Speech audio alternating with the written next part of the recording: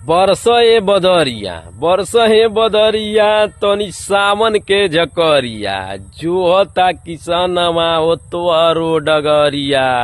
बरस ए बदरिया तनी सावन के झकरिया बहेला बेयारी खूबे छवले बादर करिया। सूखी गई न खेत सब सूखल धान के जरिया।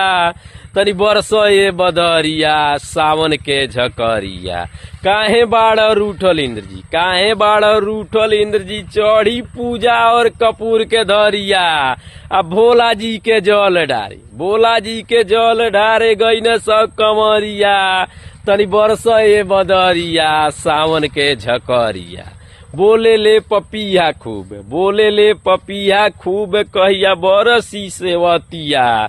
समाज तू सीप में स्वर्ग कई धरतिया। तनी बरस ए बदरिया सावन के झकरिया। बरस ए बदरिया सावन के झकरिया। नमस्कार, हम गणेश गौड़। बहुत दिन के बाद आप लोगों के बीच में कविता के प्रस्तुति बा। और आजकल के मौसम आप लोग देखते बानी कि बारिश ना होता कहीं भी, और किसान बहुत परेशान बने, खास करके काहे कि खेती उती सब सूखत जाता है। और सूरज भगवान के गर्मी आप लोग देखते बानी कितना गर्मी बा। ये समय लगभग 5 बजता, लेकिन देखिए गर्मी बहुत काफी बा। और यही पे छोटन के तो कविता बा, अगर अच्छा लगे तो लाइक करी, शेयर करी। जो नया सुनता हो तो फॉलो जरूर करी, आप लोग सपोर्ट करी हमके। और देखिए धान की स्थिति बा, पूरा जमीन सूख गईल बा, धान भी सुखाई वाला बा लगभग। तो ये कविता अगर अच्छा लगे तो शेयर करी और कमेंट करी।